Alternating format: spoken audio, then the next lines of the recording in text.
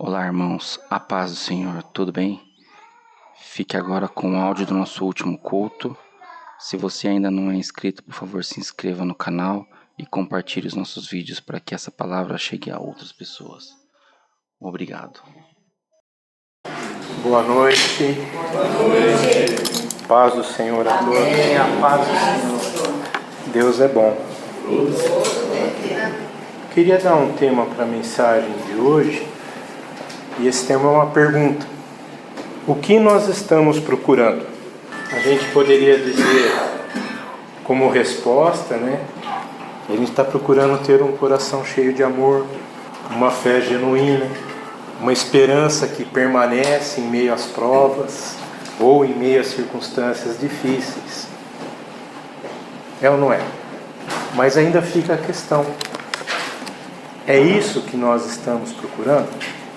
Se a resposta a essa pergunta for uma resposta positiva, ou seja, a gente está procurando ser como um discípulo de Cristo, tem uma chave aqui então que a gente precisa obedecer. Porque sempre quando a gente está buscando encontrar algo, a chave para a gente encontrar é a mudança. Por isso que Paulo, quando ele fala acerca de mudança, naquele versículo célere, né? Romanos 12, se você puder abrir sua Bíblia comigo, Romanos 12, versos 1 e 2, acho que a gente poderia até falar de cor, né?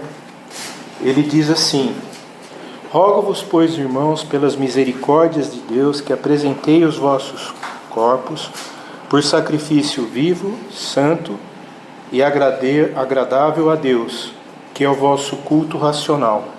E não vos conformeis com este século, mas transformai-vos pela renovação da vossa mente, para que experimenteis qual seja a boa, agradável e perfeita vontade de Deus. Amém? Mas tem um detalhe, amados, que às vezes você pode pensar, mas o que o Chico está querendo falar com essa pergunta, né? Mas eu não sei, eu estava orando essa madrugada, né? E me veio algo à mente assim, que muitos de nós desejamos, almejamos, mas a gente não consegue. Sabe por que a gente não consegue? Porque a gente acha que não é possível para nós alcançarmos essa plenitude, essa graça do Senhor na nossa vida.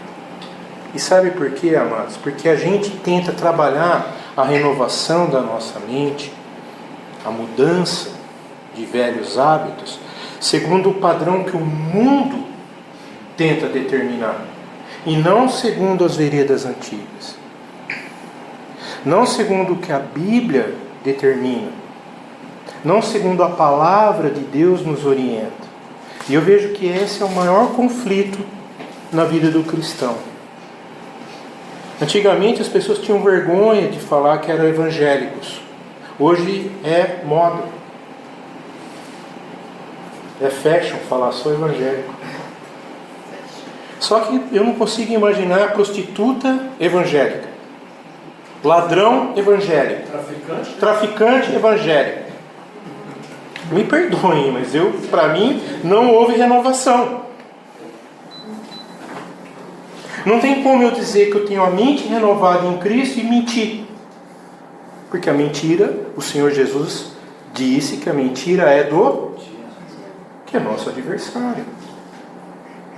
Então algumas práticas, e aqui eu vejo que é a nossa principal batalha, né?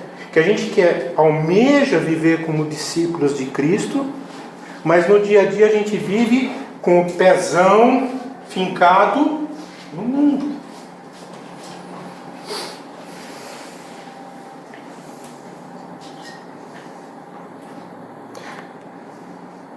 Talvez o seu coração esteja que nem o meu coração, aflito, em desespero silencioso, querendo clamar ao Espírito Santo: muda. Eu não preciso ganhar todas as discussões. Eu não preciso ficar disputando quem é o melhor, quem é o maior. Isso aí a Bíblia já mostrou que quando aconteceu isso, eu já disse aqui, né? Jesus nos ensinou o que fazer nesse momento. Pegou uma toalhinha, uma bacia, falou: quem quer ser o maior? Tá bom, vou falar para vocês o que tem que fazer quem quer ser o maior. Agora uma pergunta: alguém aqui está disposto a pegar uma toalha e uma bacia? É só vocês verem as mídias que vocês veem que ninguém está disposto. Que um quer ser maior que o outro. A disputa está aí. Sabe por quê? O padrão, quem está determinando não é Cristo. É o mundo. Porque o mundo tem competição. O mundo tem essas coisas. Não se esqueçam. A palavra de Deus fala que o mundo jaz no maligno.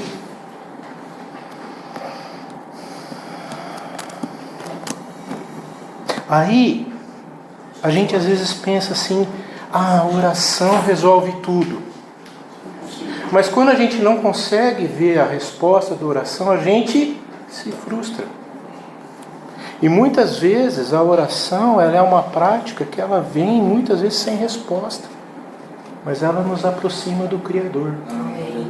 Trabalha o nosso coração. Olha, eu queria dizer para os irmãos que gostoso que estava quinta-feira aqui. E não estou chamando a atenção de quem não estava. Quer dizer que estava gostoso. Quem estava aqui talvez possa confirmar. Eu cheguei no carro, indo para casa, eu falei: Dani, que reunião gostosa. Deus operando. Deus falando.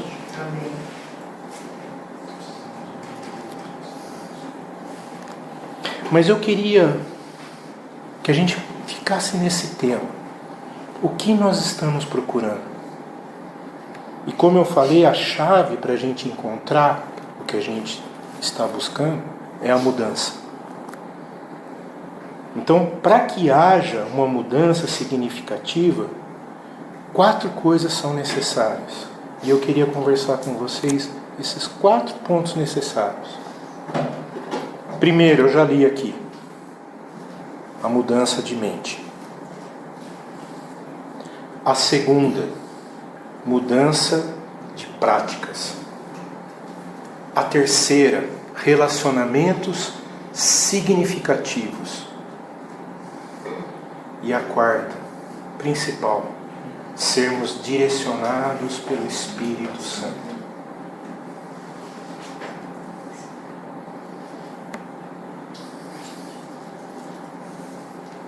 Nós precisamos, amados, da graça do Espírito Santo para conectar essas 4 mudanças necessárias na nossa vida. Porque essas 4 mudanças nos ajudam, nos faz crescer, nos faz ver de forma diferente, entender de forma diferente. E eu queria destacar então a primeira, a mudança de mente. Eu já li, Romanos 12, mas eu queria que alguém lesse Colossenses 3, 2 e outra pessoa lesse Filipenses 2, 5. Colossenses 3, 2. Pensai nas coisas que são de cima e não nas que são da terra. Obrigado, Pedro. Filipenses 2,5, Chico. Isso, Norberto. Tenham entre vós o mesmo modo de pensar de Cristo Jesus. Amém. Então guardem isso. Pensai nas coisas que são do alto. E ter o mesmo pensamento de Cristo.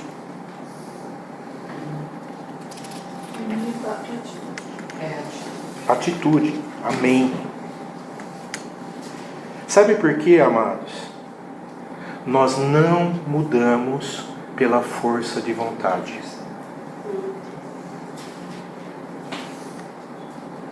E eu creio que esse é o nosso maior adversário.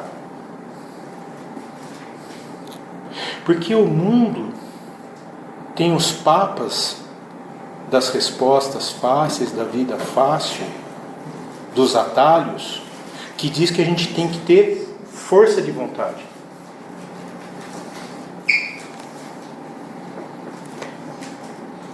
E eu queria que a gente atentasse para um detalhe aqui. A razão pela qual muitas vezes a gente falha não é pela ausência de força de vontade, mas é por um impulso equivocado. Pedro foi exortado. Alguém gostaria de chegar assim diante do Senhor Jesus, querendo, trazendo aquela proposta voluntariosa, trazendo aquela proposta para o Senhor, e o Senhor falar: arreda o pé de mim, Satanás. Porque cogita as coisas de quem? De quem que cogita? Satanás. Das coisas do homem. Aqui é o nosso erro.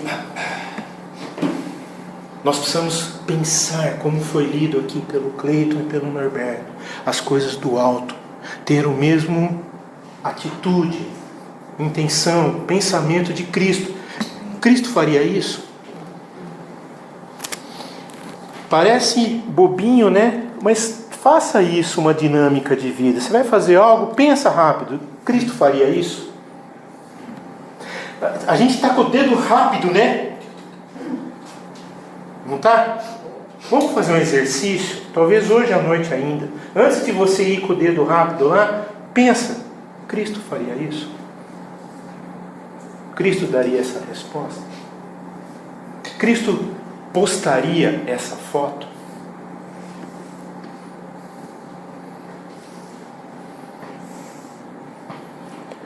Sabe por quê, amados, a vontade não tem valor diante das coisas do Senhor? Porque ela não tem poder. Poder emana do Pai. A vontade é a capacidade humana de fazer escolhas. E cada vez mais, quando nós fazemos escolhas, muitas vezes as nossas escolhas são erradas. Porque o nosso coração é enganoso, assombrosamente corrupto. Eu sei que você poderia dizer para mim: Chico, mas é importante a gente tomar decisões. Claro, mas debaixo de oração, debaixo de conselho. Eu já falei uma vez aqui e vou falar de novo, como eu estou assustado. As pessoas fazem coisas, não pedem conselho, não pedem oração. Essa tem sido a minha maior luta diante do Senhor. Eu falo: Senhor, eu quero minha vida, eu estou dedicando a esses irmãos, e a coisa mais difícil que tem é meu telefone tocar uma pessoa pedindo um conselho. Aí eu fico pensando: mas estão pedindo conselho para quem? Porque eu sei que muitas vezes vocês estão tomando escolhas difíceis, vocês estão tomando atitudes difíceis. Quem tem sido o seu conselheiro?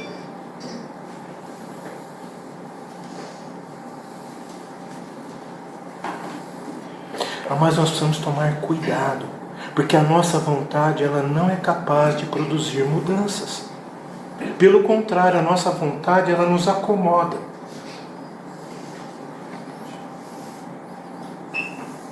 A vontade, para a gente tentar exemplificar aqui, ela é como um cavalo puxando a carroça.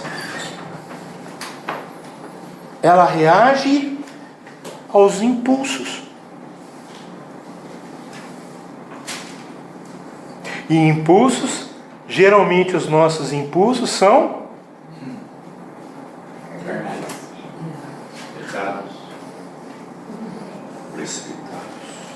precipitados, carnais. Amados, a nossa vontade, ela precisa ser conduzida, ter freio. E esse freio, eu queria que você anotasse 3 principais fatores que influenciam a vontade: a mente, o corpo e o contexto social.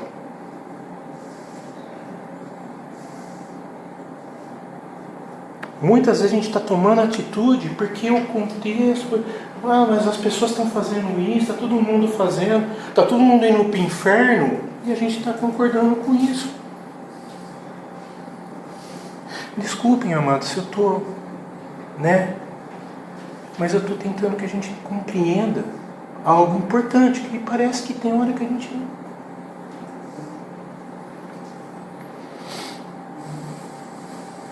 A influência da mente sobre o corpo nos leva a agir. Nenhum de nós podemos ficar isentos ou falar, não, que é isso, Chico?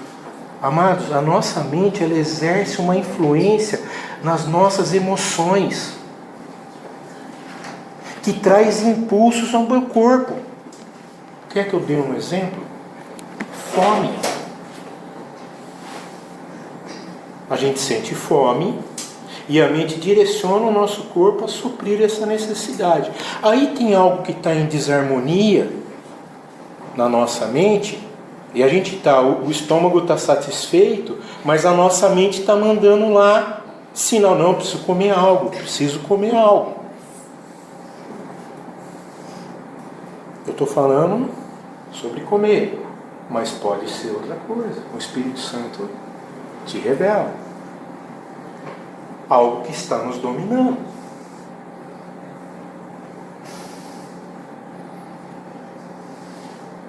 A força de vontade não é um agente realizador, a mente é, porque a mente domina o corpo.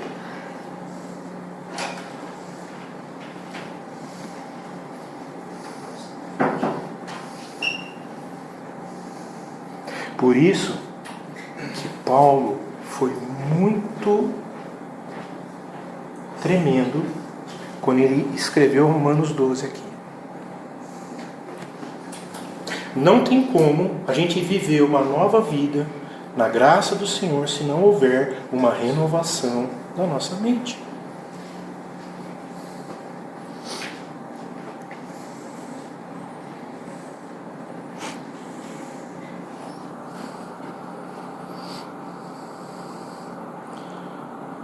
Paulo, ele fala, e tão interessante, que ele fala que a gente precisa apresentar o nosso corpo como sacrifício vivo, santo e agradável.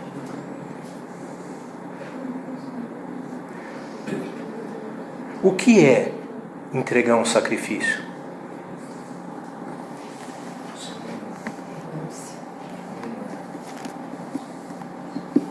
Eu fico pensando naquela experiência de Davi, quando ele está na ilha de Araúna, e ele vê o anjo do Senhor, com a espada desembainhada. 70 mil já tinham morrido. Davi vê o anjo. Aí Davi quer oferecer algo. E Araúna já vem rapidamente com a proposta: meu senhor, pode pegar a terra, pode pegar a madeira, pode fazer o que o senhor quiser, e os animais, faz o sacrifício. Qual é a resposta de Davi? De maneira alguma eu oferecerei ao Senhor um sacrifício que não me custe nada. Amados, isso é tão sério, porque hoje a gente tem sido tentados, seduzidos a fazer sacrifícios ao Senhor que não nos custe nada.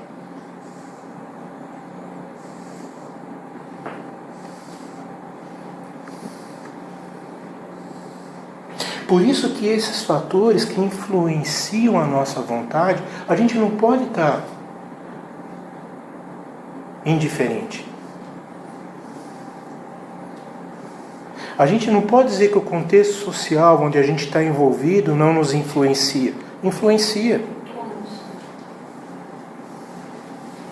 É moda agora, todo mundo está usando terno de 2 botões.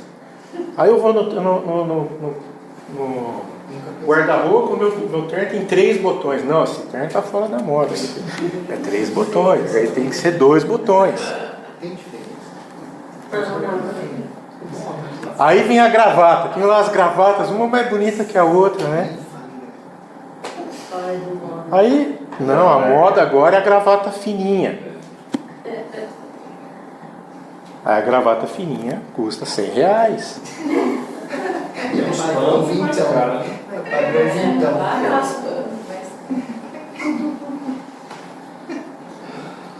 O contexto social está aí, amados. Está lançando os seus tentáculos.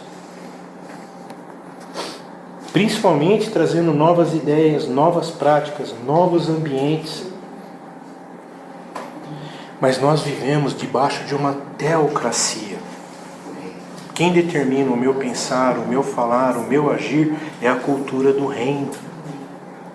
Eu sou um discípulo de Cristo. Eu profetizo as virtudes daquele que me amou. Que me amou primeiro.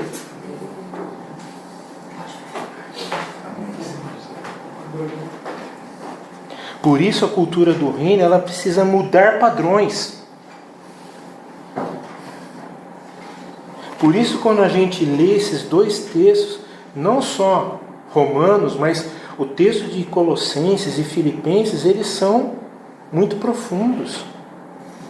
Porque Paulo nos dá, não somente precisamos renovar a mente, mas a gente precisa começar a pensar as coisas que são do alto, não da terra. Amados, isso é sério, a gente precisa pôr em prática. Porque é bonito, né, a gente falar, a gente lê aqui, mas chega, daqui a pouco a gente sai daqui, continua tendo atitudes que são da terra. Aí, em Filipenses, eu acho que ele vai mais fundo ainda. Que ele fala que tem de vós o mesmo sentimento que houve também em Cristo Jesus.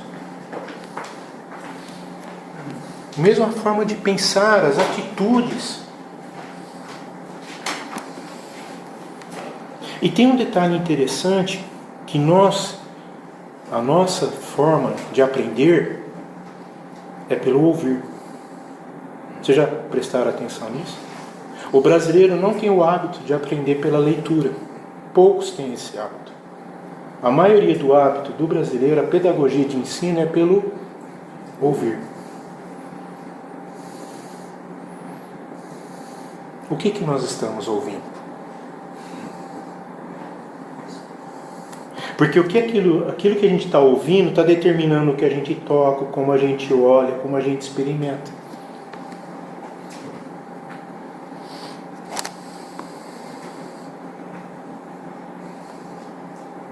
Eu gosto muito de um teólogo que diz assim que a nossa mente tem as janelas abertas para o aprendizado. Então imagina, se a gente tem janelas abertas para o aprendizado, mas a gente precisa ter filtro para filtrar.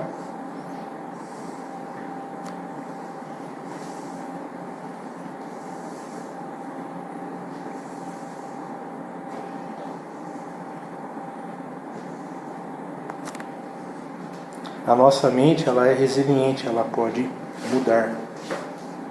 Por isso que Paulo fala que nós precisamos mudar pela renovação da nossa mente.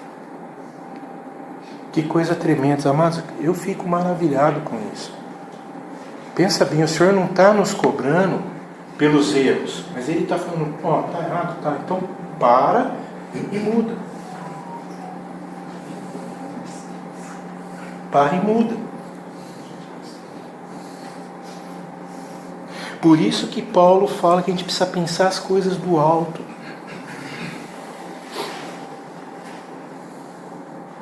Por isso a gente precisa primeiro buscar o reino de Deus e a sua justiça. Porque quando a gente pensa as coisas do Senhor, o nosso olhar é diferente. O nosso agir é diferente. Porque a gente está pensando como o Senhor.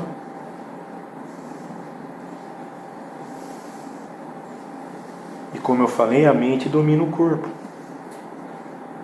Refreia as nossas mãos. Refreia os nossos pés. Refreia nossa boca. Amados, não dê espaço para inquilinos cruéis residir na sua mente.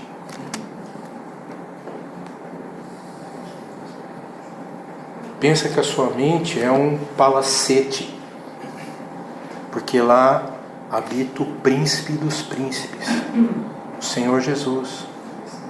Não tem espaço para inquilinos indesejáveis, aqueles que não professam o Senhor.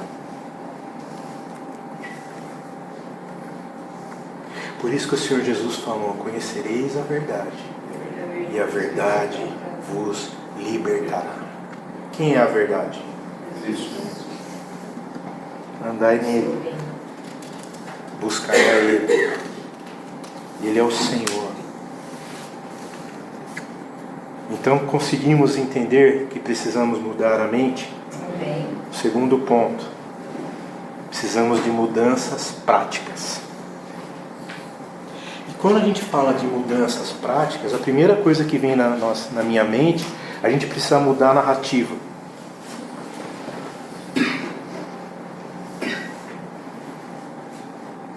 O que é mudar a narrativa? Os nossos pensamentos estão sendo determinados por heranças?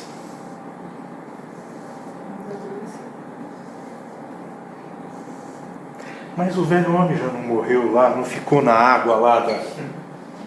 Mas por que continua? Vocês percebem? A gente precisa mudar essa narrativa.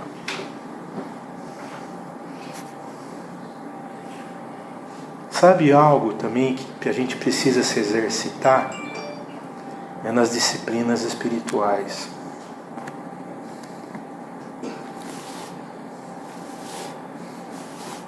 Se jejum emagrecesse, amados, era um palito. Quer que eu repita ou não? Entenderam? Então para de fazer jejum para o regime. Jejum não é regime. Jejum é um voto com o Senhor. Como eu já falei aqui, se você tem uma aliança com o Senhor na madrugada de levantar para orar, para estar na presença dele, no outro dia você não vai estar cansado.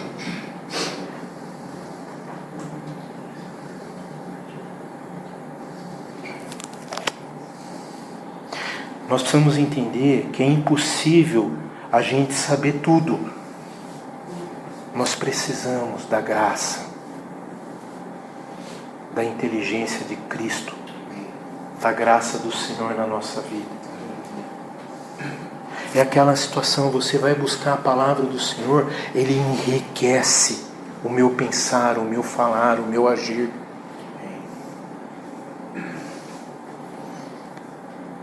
O nosso saber, ele é raso, ele é fragmentado, ele é parcial.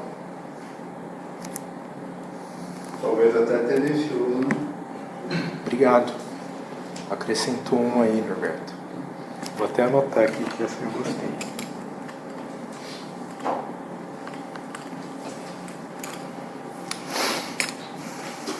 Por mais profundo que seja o nosso conhecimento, há ainda profundezas a serem exploradas.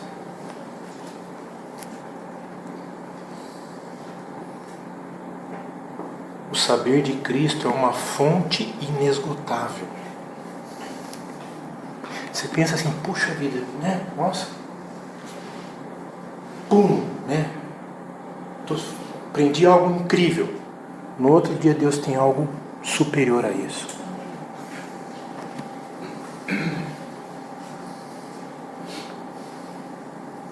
Me entendam, eu não estou falando aqui, amados, do conhecimento do mundo. Estou falando do conhecimento de Cristo. Cada um de nós aqui temos uma profissão, estudamos para isso. Estudamos, formamos, né? Pós-graduamos. Mas vocês percebem que hoje no mundo uma faculdade só não basta? E o que tem de engenheiros fazendo Uber, né? Vocês percebem?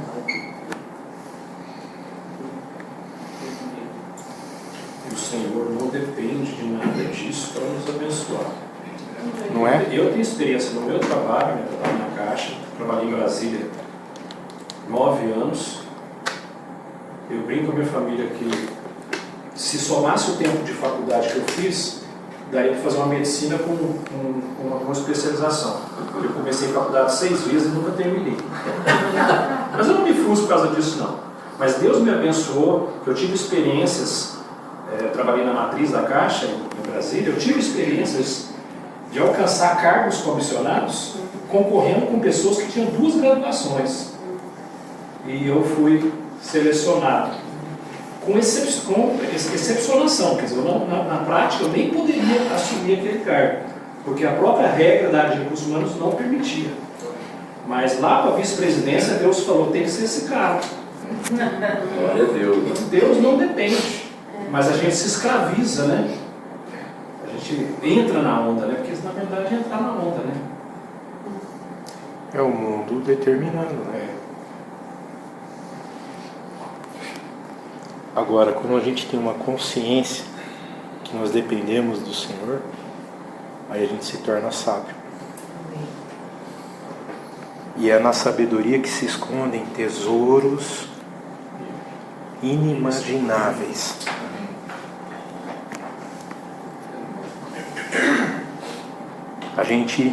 Primeira coisa, a gente aprende da humildade.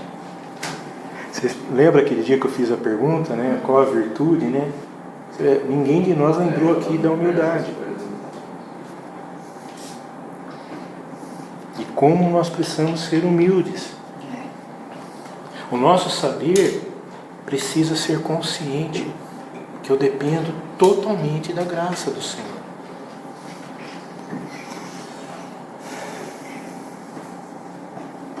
Porque quando a gente se torna sábio na presença do Senhor, a primeira coisa que a sabedoria de Deus faz na nossa vida é aquieta a nossa alma.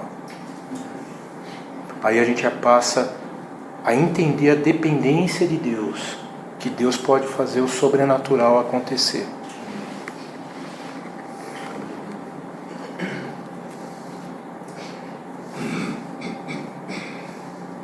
Por isso que nós temos conhecido a verdade. E se a gente conhece a verdade que liberta, a gente não pode se calar. A gente tem que levar outros a se tornarem conhecidos dessa verdade absoluta.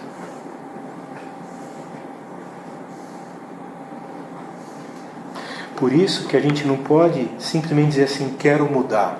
Não, eu preciso mudar. Tem que ter consciência da mudança. E que a mudança algumas vezes vai doer porque vai mexer em áreas da nossa vida que a gente prefere empurrar para debaixo do tapete, né?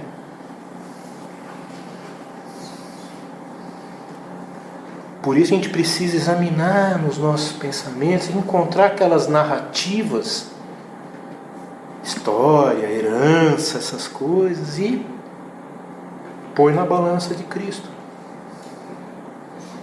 Ah, mas meu pai fazia assim, minha mãe vivia assim. Em Cristo nós somos novas criaturas. As coisas velhas, eis que tudo se fez novo. Ousa experimentar do novo de Deus.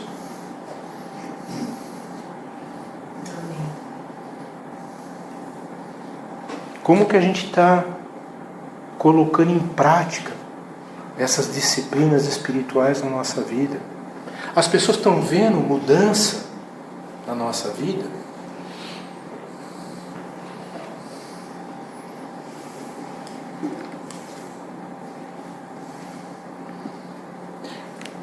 E aí vem uma outra pergunta. Com quem a gente está interagindo? Os nossos relacionamentos nos contextos sociais. Esquece um pouco agora da vida da igreja. Vamos falar um pouquinho do contexto social, porque é o terceiro ponto que eu queria levantar. Relacionamentos significativos. Com quem a gente está interagindo? Primeira e a mais importante posição que a gente precisa adotar. A gente precisa ter unidade com pessoas que creem a mesma coisa. tem a mesma visão, acredita na mesma coisa.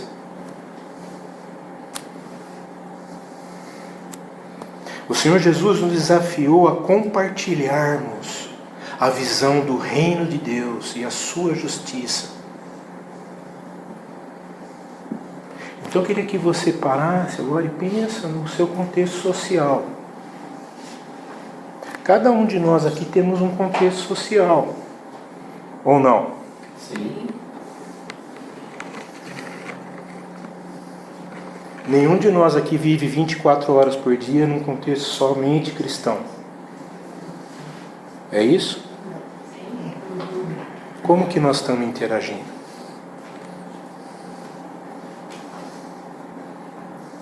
A gente precisa entender que a nossa unidade precisa ser com pessoas que amam o Senhor e que desejam ver o seu reino prosperar.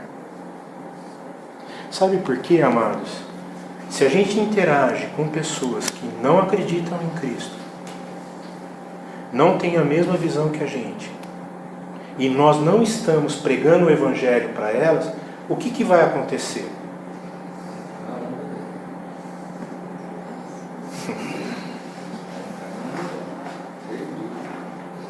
O que vai acontecer?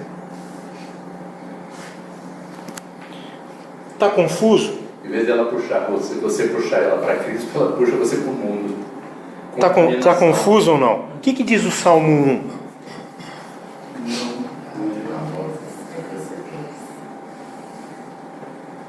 Não ouve o conselho do ímpio. Não ande.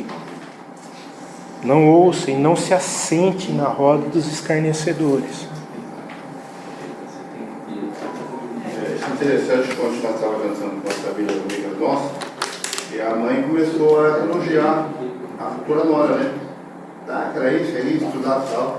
Aí o rapaz falou assim, só que você precisa ter em mente uma coisa, ela é ateia. Aí a mãe ficou...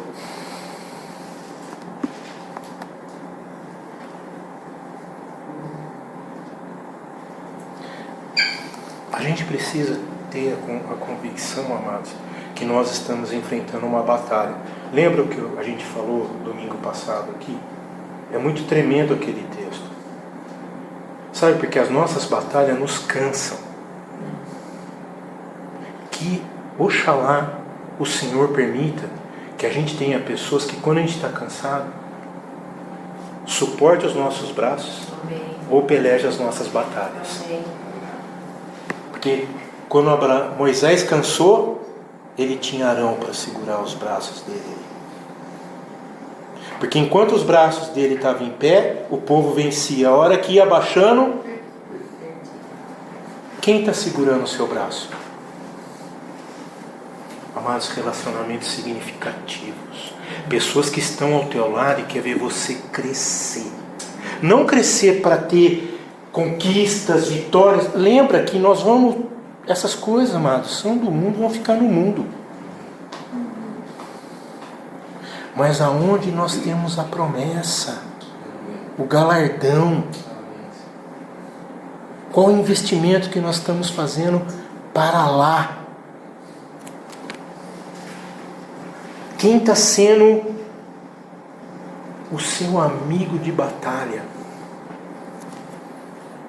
Eclesiastes 4:10 fala uma coisa interessante.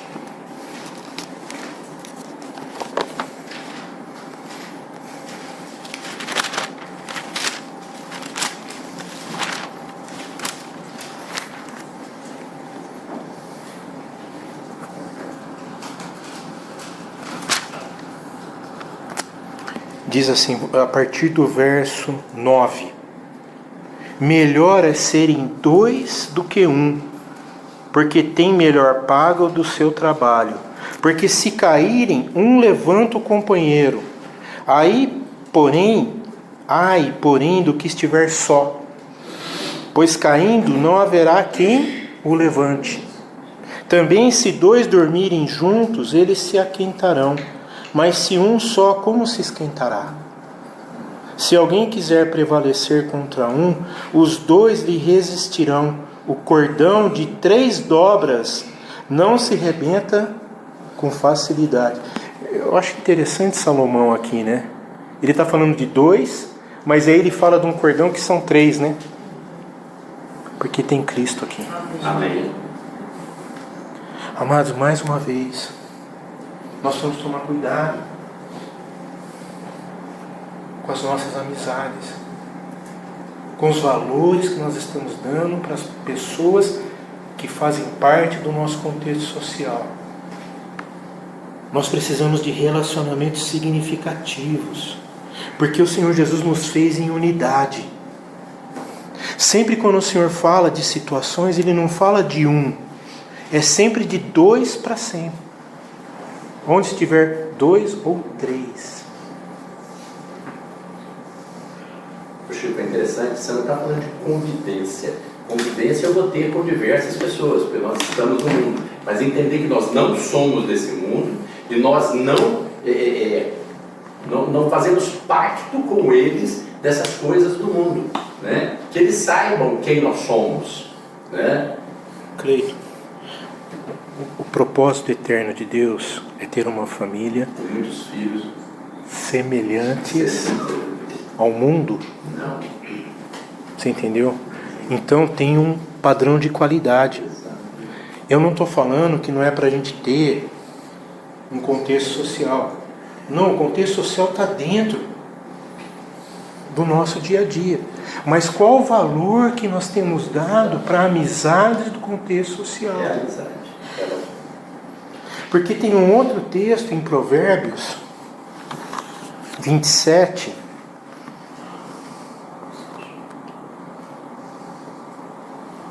E interessante que o capítulo todo, 27, fala em relação à vida, né? Então ele vem falando de vários preceitos acerca da vida, né? Aí quando chega no versículo 9, ele diz assim: como o óleo e o perfume alegram o coração, assim é o amigo que encontra doçura no conselho cordial. Aí mais uma vez, quem tem sido o nosso conselheiro?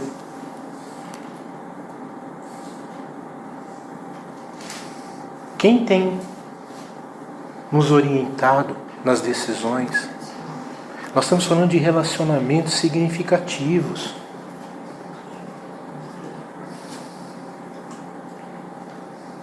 Quando a gente é motivado, quando a gente tem um irmão verdadeiro e ele vê que a gente está fazendo algo errado, ele nos exorta por amor, porque ele quer que a gente cresça.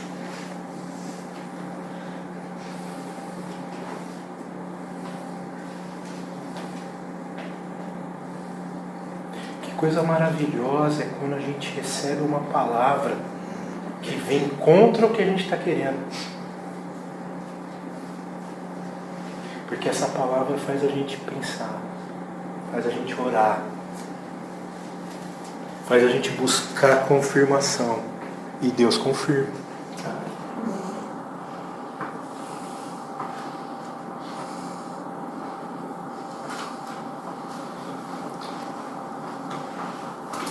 Quando a gente tem um relacionamento significativo, essa pessoa nos edifica. Porque ela tem a mesma visão, que o Senhor quer que a gente cresça. Como eu falei, o propósito de Deus, ele não é de adição, ele é de multiplicação.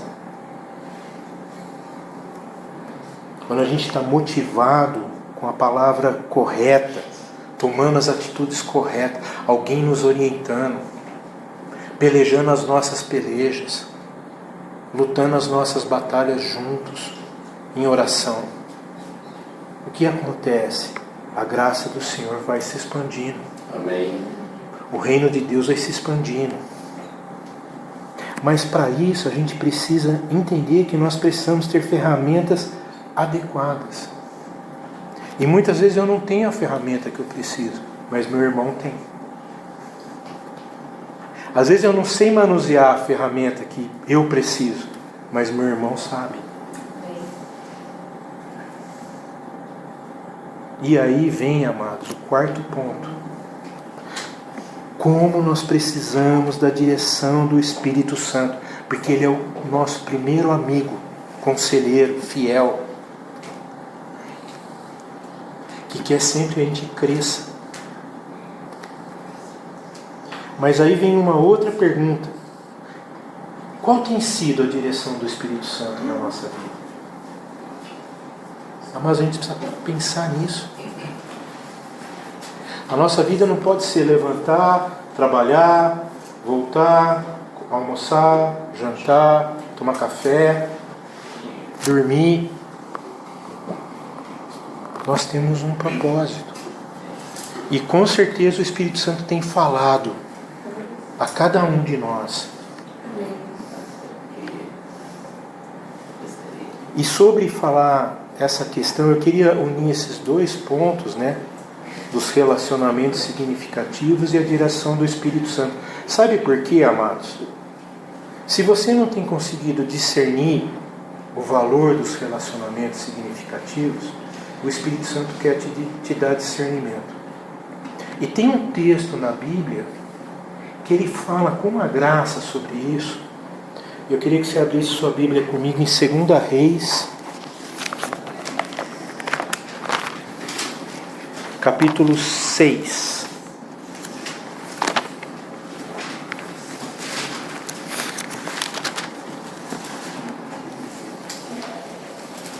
Esse texto ele é muito tremendo, porque ele fala sobre relacionamento significativo e a ação do Espírito Santo nesses relacionamentos.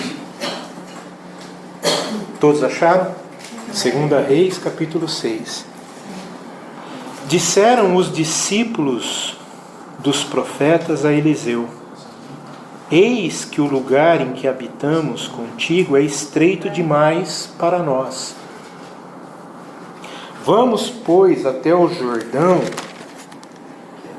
tomemos de lá cada um de nós uma viga, e construamos um lugar em que habitemos. Respondeu o profeta: vai. Ou, algumas versões, ide. Disse um: serve-te de ires com os teus servos. Primeiro ponto que eu queria chamar a sua atenção, Eles deram a ideia, foram consultar o profeta e ele falou: vai, ide. Eles quiseram ir sozinhos? Será que você não tem escolhido ir sozinho? Mas deixa o Espírito Santo falar no teu coração. A palavra fala. Só que um se levantou e falou assim: serve-te de ires com os teus servos. O que falou o profeta? Eu irei. E foi com eles. Chegados ao Jordão, cortaram a madeira. Sucedeu que enquanto um deles derrubava um tronco, o machado caiu na água. E ele gritou e disse: ah, meu senhor. O machado era emprestado.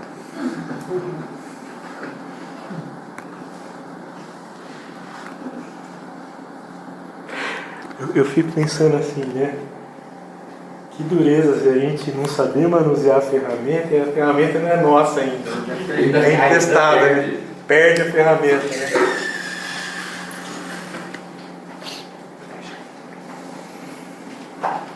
Sucedeu, perguntou o homem de Deus: onde caiu? Mostrou-lhe o lugar. Então Eliseu cortou um pau,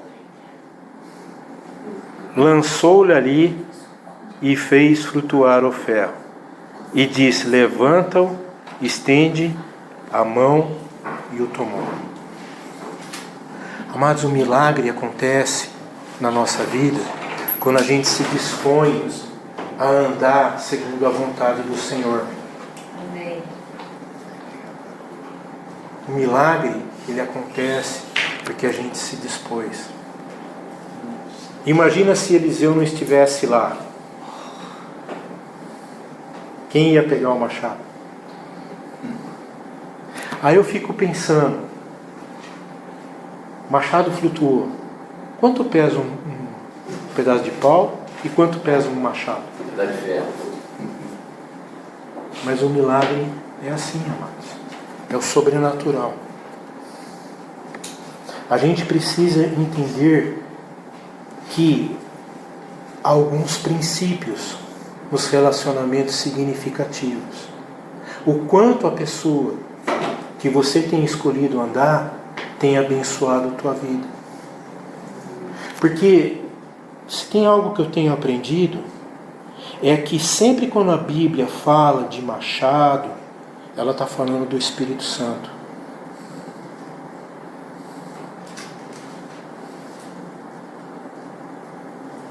E esse servo do profeta perdeu o machado. Às vezes nós estamos perdendo a nossa íntima comunhão com o Espírito e não estamos percebendo. Porque a gente está assim, parece que estamos andando no automático.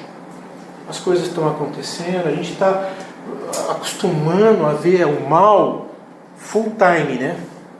Está acontecendo, você põe lá CNN, outro canal lá, é 24 horas do dia passando guerra, bomba caindo lá, explodiu a ambulância, matou criança, e você está lá fazendo arroz, feijão, ou está fazendo alguma coisa, está estudando, e está vendo bomba matar pessoas. Isso vai criando no nosso coração, sem perceber, uma indiferença. Aí começam alguns falando assim, não, porque o Hamas, porque Israel. Amados, o Senhor não nos chamou para ser juízes. O Senhor nos chamou para ser intercessores. Para proclamar a paz. Ele é o juiz.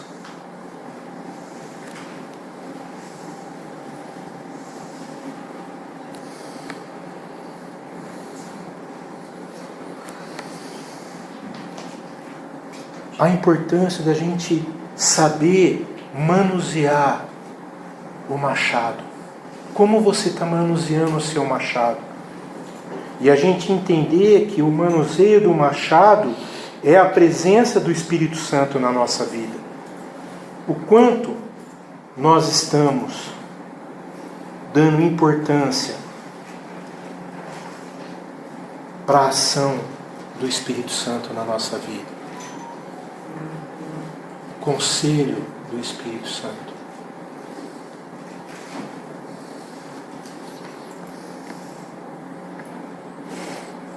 Por isso que eu perguntei, qual tem sido a direção do Espírito Santo na nossa vida?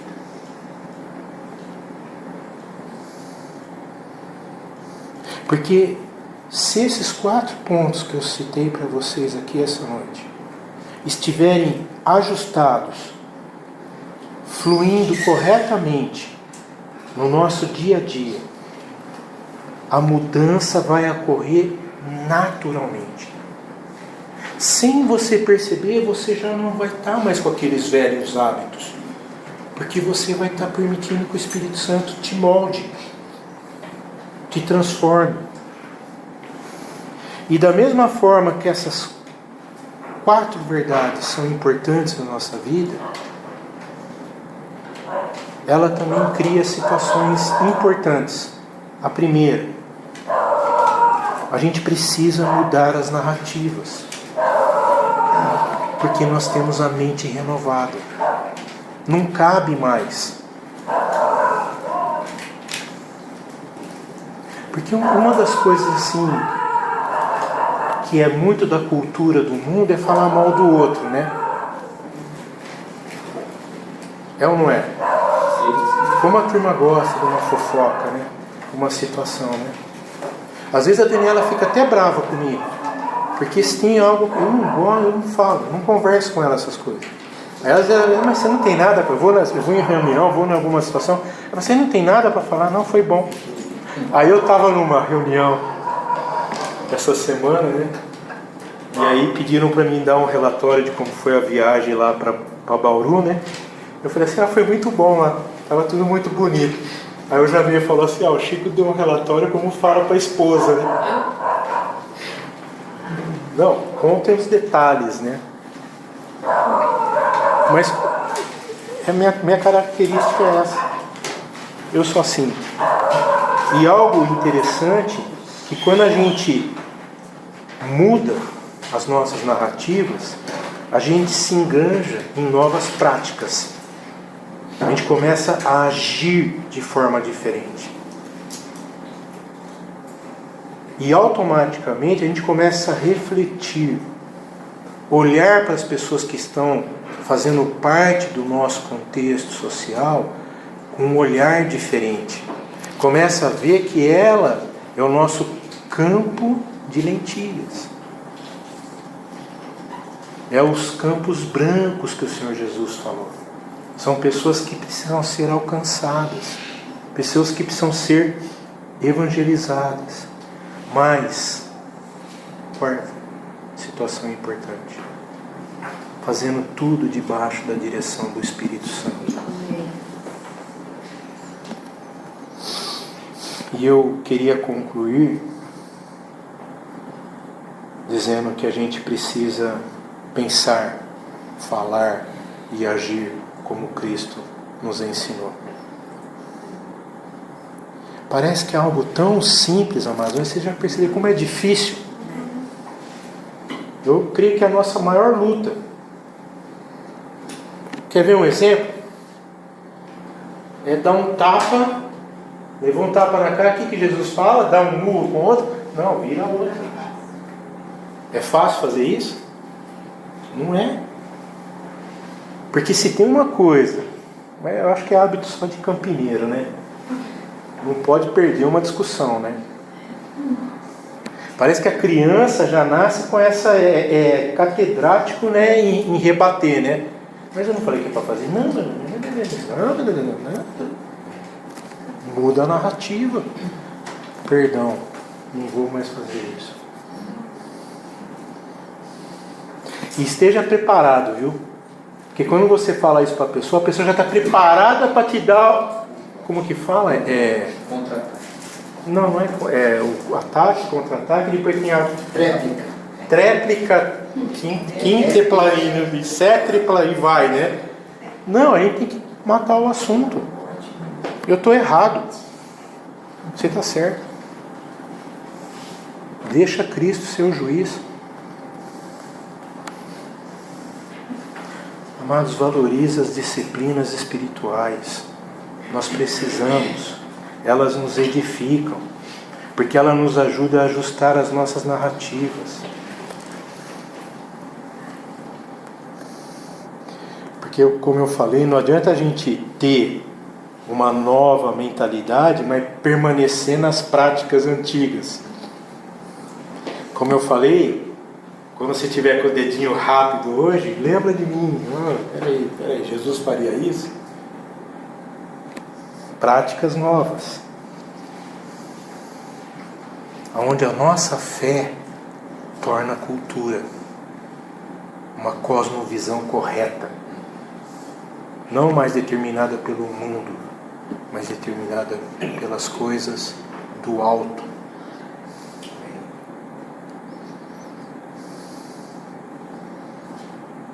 O Espírito Santo promove a comunhão. E minha oração nessa noite é que o Espírito Santo comece a te mostrar o valor dos relacionamentos significativos.